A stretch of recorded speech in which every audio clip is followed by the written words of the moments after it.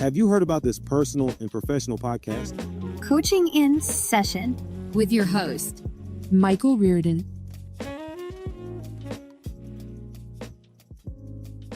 Imagine you are on your wedding day once again, or maybe you're thinking about that wedding day for you if you're not married. Maybe you're thinking, I don't want to get married because it's riddled with so many problems and situations that can be avoided if we simply don't walk down the aisle and simply if we don't exchange vows and we don't say, I do. But what do we vow to when we get married, when we are in a relationship, or when we decide to remain single for the rest of our life? At some point, you can ask yourself these critical questions like, what is the point of marriage? Why would I want to get married? Would marriage be beneficial to me? And at the end of the day, would I have a regret if I got married or if I did not get married? We can begin with those simple questions. And of course, those questions typically dive and they divulge and they merge off into other questions. But the true aspect is, what are you looking for? Many people, they don't know what they're looking for in their sense of life. Like, do you want to be an entrepreneur? Do you want to, have a cooking show? Or do you want to be a Twitch streamer? Do you want to just lay around on the beach all day? Like, maybe these things sound great, but the moment you start doing it, you're living it and you're experiencing it. Eventually, you're going to say if this is for you or if this is not for you.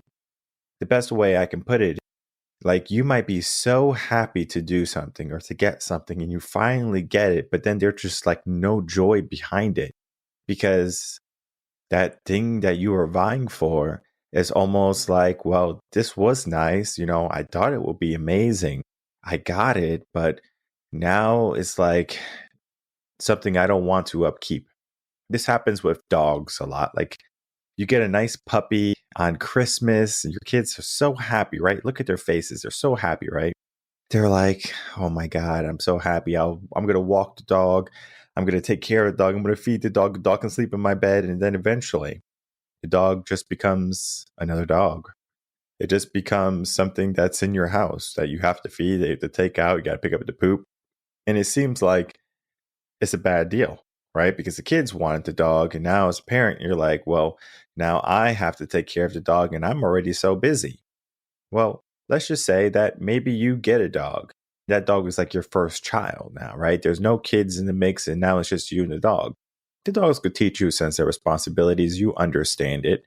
Some people, they might say, you know what? I don't want the responsibilities because I can't travel. I have to always think about the dog. I can't go out or dog's ripping up my stuff and my furniture. It causes disharmony in your current circumstance.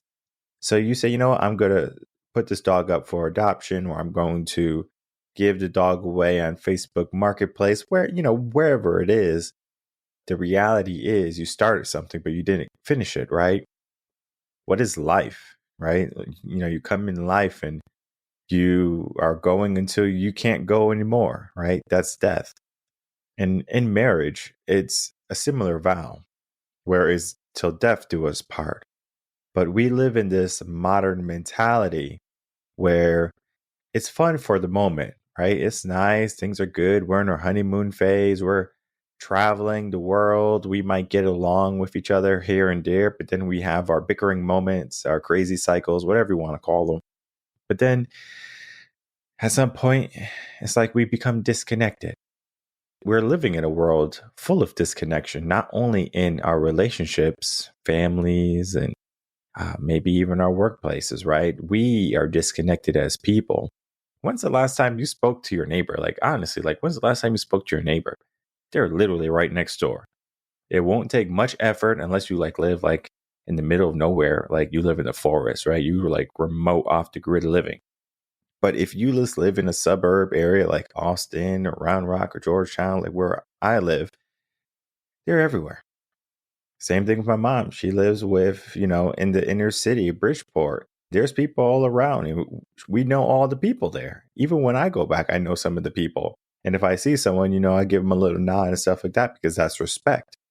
Here, I know my neighbors, and it's probably off-putting for them to see me wave to them or like say, "Hey, how are you doing? Howdy." And they're like, "Oh my God, like this person is nice," or this person wants to communicate, because in their mind they have become so individualized and they do everything by themselves. And that is not just about neighbors, it stems into our relationships. Because if we have this individual way of living just by ourselves, our neighbors and our world and society, right? We see everyone doing it by themselves. What's the point of even having a marriage? What is the point of having a partnership, especially one that is not working? Oftentimes, I do my due diligence to try to spread, across the podcast, different conversations. And recently I wanted to have a divorce coach come on, and I had divorce coaches come on, and I had lawyers come on, and we talked about this, relationship coaches. But what I have found is that when we look at the naming for things, right? So divorce coach, there's much more women divorce coaches than there are men divorce coaches. And you do have to ask yourself why that. We can get into that in maybe just a moment. But I had this woman to come on, talk about her divorce coaching work. She must have listened to some of the podcasts, because she knows I'm going to come in with the bombs, the no nonsense stuff, the things that are going to take away the delusion and only present reality. So oftentimes when a relationship coach comes on, that's a woman, or a divorce coach that comes on, that's a woman, they typically don't want to have a conversation with me, not because I'm going to like belittle them or to make them seem inferior, like that's not the purpose of the show. It is to present the blind spots, right? So typically what I do when I'm speaking with anyone, when it comes to coaching or even the podcast, I'm looking for the holes in thinking. And I'm not only looking for the holes in their thinking, right? I'm not here to say, you have a hole in your thinking, you have a hole in your thinking. I'm looking for the next possible cause or something that's going to spark something in someone's mind that they would like the answer to. People don't listen to the podcast because they only like me. Now, maybe I do have a couple fans that will, like to listen to the show, and that's great, right? I appreciate you. But at the end of the day, I would like to give you something with each episode. And today we're going to be talking about my most recent blog, where I'm talking about the contract of marriage, where I'm talking about how we can easily say, I do, but then all of a sudden we say, I don't, or I won't. Why do we get into this mentality? Much of the things that I aforementioned are going to be that, where we have a lot of holes in our thinking, a lot of holes in our upbringing. And we think that if I get this, everything's going to be better. Maybe I'm unhappy right now. And I remember when I was single. I'm married right now, 5 years. Wow. 5 years, 2 kids, and, much more memories to come. Where I was thinking, when I was like thinking about relationships, and when you're not in a relationship, you're thinking about a relationship. And when you are in a relationship, you're thinking about everything else but relationships. Of course, you figure out the status quo for your relationship. For example, how much communication you need. Are you guys going out, planning, date nights, etc., right? Like all of those things still need to be present. You just can't simply ignore your partner, right? Because they do need those, that emotional support. We go back to the beginning, right? When we were hoping for that relationship. We did the work, right? We went on the dates and we did the long nights of conversation, maybe the text messages in the morning or like every single day. Somewhere, somehow, things start to dissipate, right? It's almost like the tracks start to fall off. Why do we get comfortable in who we are or who we have become?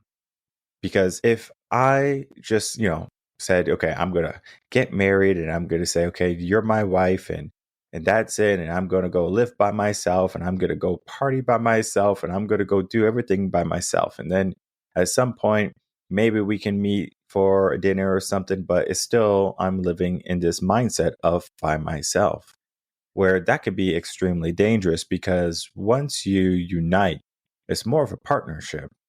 But then even those partnerships are not going to be something that people are going to repair if they become damaged. How do relationships become damaged? Well, there's many reasons why, right? There could be lack of communication. There can be misunderstanding, not understanding who your partner is, right? If you are a person that is growing and your person is staying stagnant, then of course it's going to create some discrepancy in the relationship because they're going to say, I'm doing all of these wonderful things. Why are you not? Right. And I think about the Shel Silverstein poem. It's about the rose bush and the oak tree.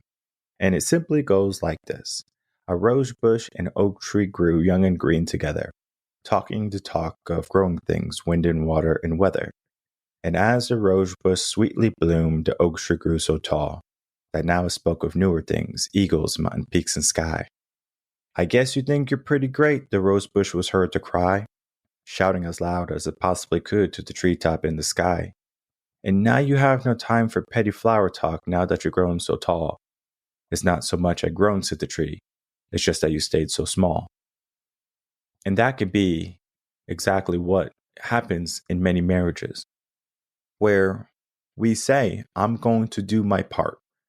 I'm going to do what is necessary to make this relationship work. But then at some point, we slow down, we stop, we get comfortable. This happens in all aspects of our life. It's not just marriage. And I do want to be clear. The stuff I said in the beginning is going to be the foundation for what we do in our life. Today, we are just speaking on marriage. But this analogy or this topic is literally all aspects of your life. When is something, or when was the time that you gave yourself this idea? I'm going to do something and I'm going to give it my all and I'm going to take care of things. And then all of a sudden you kind of fall back into your homeostasis. You fall back into comfort. You fall back into your lower self. Why do we get into that mentality so readily? Well, we could look at the psychosis and the psychology of how the brain was wired, right? The brain is wired to be comfortable. Easy enough, right? If the brain and the body can be comfortable and can be in a nice state of being, it will all the time. The problem with that is growth is painful, and you have to be able to grow so you can see new things in your life.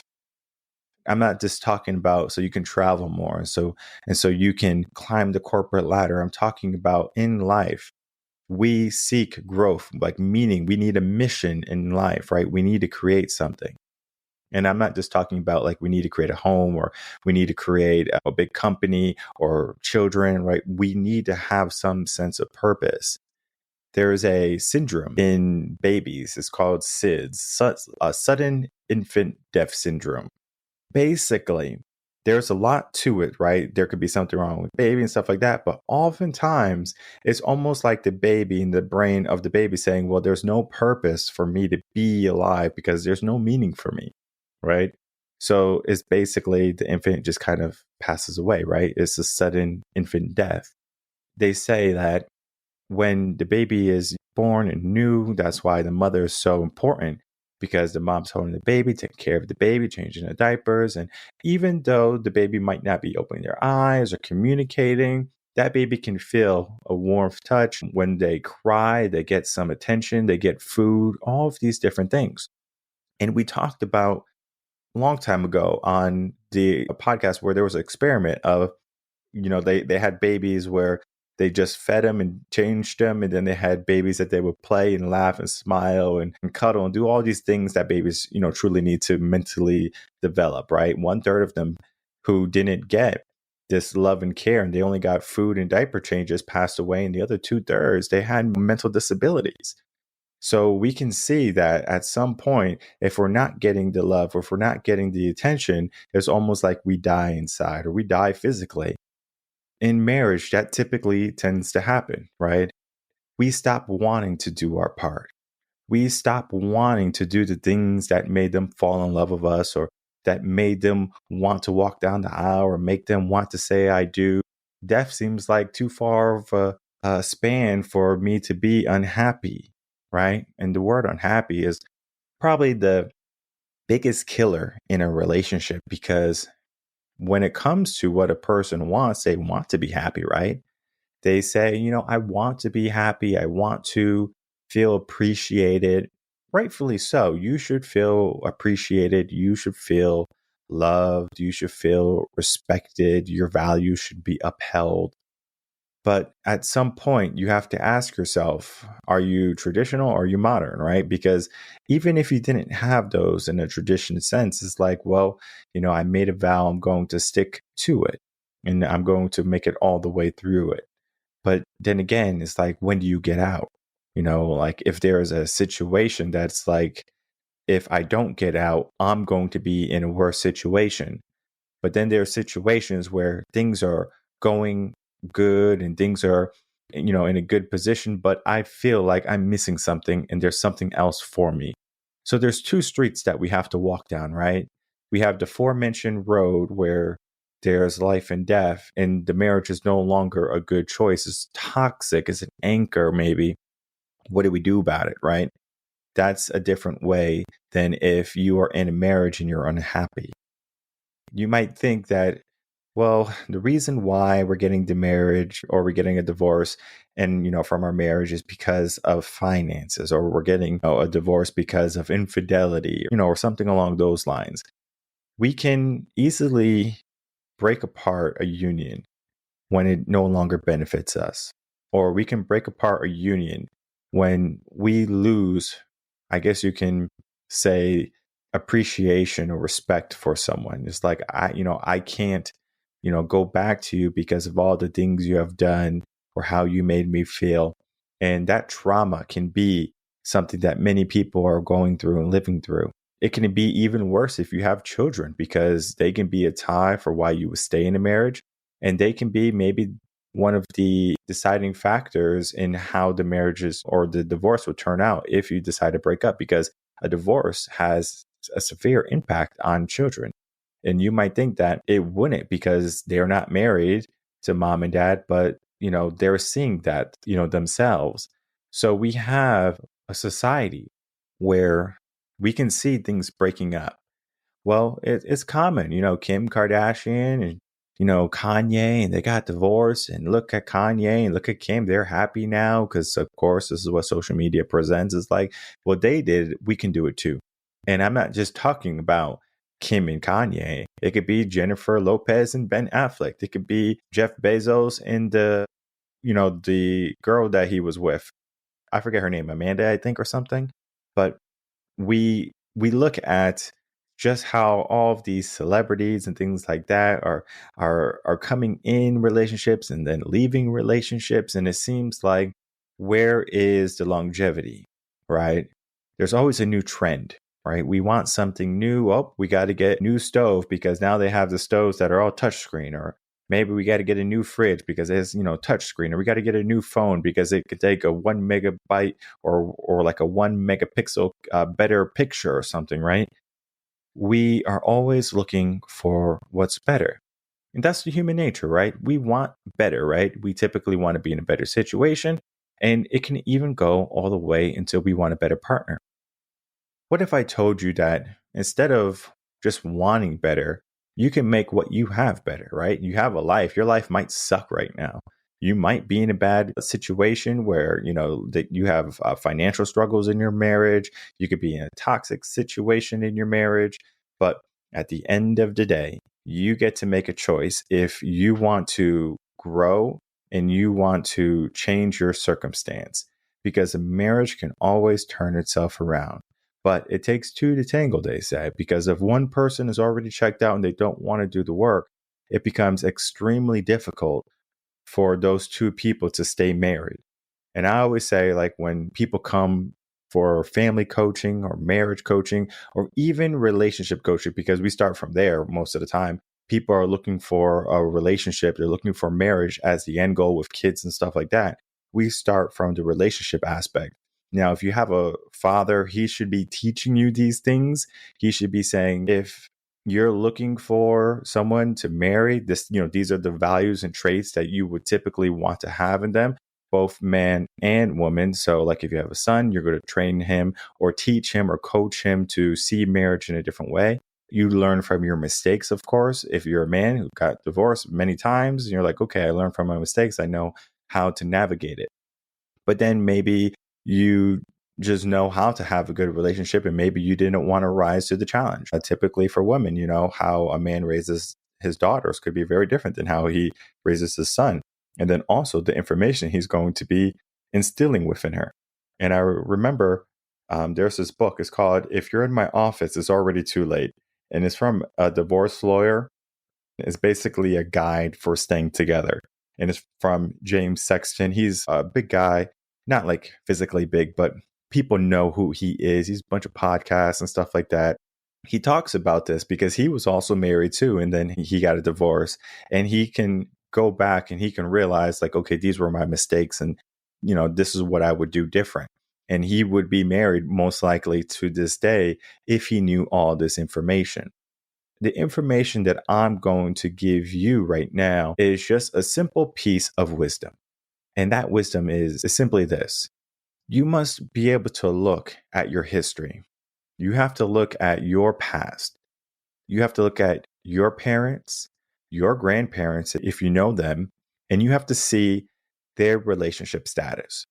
If they were married, even if they're unhappy, but they stuck together and they made it work, you have a higher likely probability that you're going to stay married if you get married, right? Because you have those traditional senses within you. Now, of course, if you were raised by a single parent, you maybe didn't have the healthiest upbringing and you saw a lot of toxic relationships and you get all your information from the Bachelor and the Bachelorette, marriage for you is going to be an uphill battle. Not saying it's impossible, but it's going to be more tricky for you to navigate.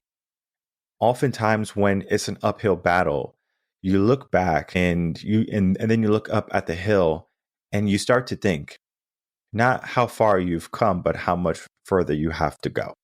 Because you might be 45 and you might be unhappy in the relationship and you might have invested 10 years in this relationship and you might say, what's the point? I'm going to live until I'm 80 or 90. I might as well be happy, right? We get back to the happiness. We get back to, I should, do something that's going to fulfill me or make me a better person, or it's not you, it's me. But the reality is there is a psychology in how we are going to view marriage. Is it something that we can break apart when things are not going well? Or is it something that since we made a commitment, we made a vow, right? Just like make yourself a commitment, a vow to be number one or to be the best person you can be.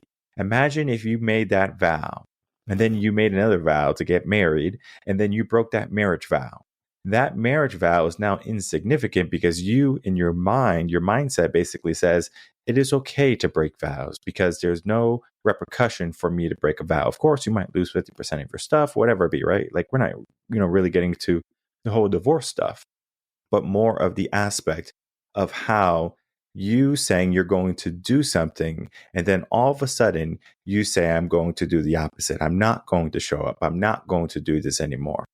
In this article, in this blog, the contract of marriage from I do to I don't, we get into so much of what's going on in the mind from how we are going to this mindset of being together to going back to being single. Because again, in our world today, the norm is I can do this by myself. I don't need someone to help me live my life or to fulfill my life. And of course, you can turn on Instagram and you can see people so happy to be single and not have kids. But the reality is down the road at the end of this all, you're going to wish that you had made some different choices. Now, I don't know what those choices are for you, of course, because we all are going to have some type of regret because time has now run out. We can train our mind to not look at the regrets at the end, right? Of course. But the regret can be so small. It could be, I wish I traveled a little bit more. I wish I stayed in, touch with my friends. There's a whole book on the regrets of the elderly. I think I talked about it maybe a couple months ago. Wonderful book, right? Because you see someone who works in hospice talking to these elderly. And of course, these elderly have, kids and they have family. They were married, but they still have some regret. And now the regret doesn't have to be big, right? The regret does not have to be huge. But what I will say, just from looking at my own family, like the anecdotal evidence is kids are a good thing, right? Because my great grandmother, she had Alzheimer's. And when she had passed away, her daughter had taken care of her when she was in her final moments. Now, my grandmother, that same grandmother who helped her mom through the final moments, she has Alzheimer's. Now, we are hopeful and we're praying that she has many more moments and years ahead of her. I would like to have 10, 15 years with her more, but I don't make the rules. I don't get to decide that. That's something for her to decide. She gets to decide if she's going to, go another moment, if she's going to keep on living. For the people who think that it's, just genetics or biology, it comes down to the mindset. Like if you truly want to live, we talked about the SIDS, right? But it's very similar to when you're older. She has lived a full life, but yet now she has grandbabies and she has great grandbabies. And that might be enough to say, you know what, I'm going to live 10, 15, 20 more years because I want to make sure that they're in a good place. And of course, we don't get to decide that right all the way. But what we can decide is what we do to create that future for us, right? Because she could have been like her friend, and her name is Anne. And Anne decided not to have any children. And, Anne decided to travel and to make money. But Anne is also older and she is not in a good position, or she's not in a good place because she doesn't have anyone to care for her, like a daughter or a son or, children or whoever. So that burden is someone else's. The nursing homes are filling up maybe. And I know you might think, like, how is this conversation part of marriage? And I think about a story where I talked about on the podcast because it's such a lovely story. There was a woman who was getting close to death. She was just on the sofa, tired and struggling. And the husband had seen her not doing well. And the husband went to her. And the husband said, I'm going to call the doctor so the doctor can come over and so we can make sure that you're okay. The woman was like, no. I just want to sit here and go to sleep. And the husband says, okay. So the husband and her hold hands and they're just talking. And you would think, like, what can they talk about? Like, are they going to talk about their bills? Are they going to talk about traveling tomorrow and things like that? Like, they're at the end of the line now. They talked about all the good moments. They talked about maybe like the times when things were silly, like, you remember that time when I crashed my car or something like that? And it's like, oh yeah, I remember that. And they were able to, be in that moment together. Many people, like, they don't even get to that. They don't get to that, that hard point in life where they're like, got to say goodbye to them. I don't know. But then we get into the whole meaning behind it, right? It's like they were able to do it. Why can't so many other people be able to do it too? And the reason is because we have been told, and we have been taught that we have to do this by ourselves. But yet the most beautiful things in life are done together. I mean, go on a hike, right? If you go on a hike by yourself, it's cool, right? But then if you go on a hike with a group of people, at the end, it's cheering, it's triumph, it's, talking, right? It's a deeper meaning. So the journey together, is so much more fulfilling. And everyone is looking for a life that's full of meaning. So if we understand that, if we can say I do to somebody, I believe the only reason you should want marriage is because you want to create a family. Now, the family does not mean you have to have kids. It means you want to create a home with somebody. Okay. And this home is something that it doesn't matter if you're in a big house, if you're in a small house, if you're on on the street living in a box or in a tent. Home is where you can be with the other person. Now, I understand you want better moments. You want, moments where you can, have some food and water and shelter, and you want the good stuff. And there's nothing wrong with that too.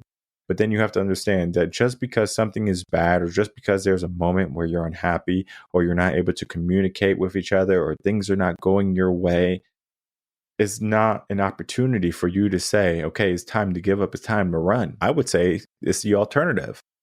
It's a time to dig in. It's a time to, within you and dig deep and say that I'm going to make this work. And that is the biggest difference in the mindset of traditional values and the mindset of modern values, because we live in a very broken glass world. If it's broken, why bother gluing it together? I would rather just buy something new. It's going to be quicker and it's going to be maybe cheaper because my time spent.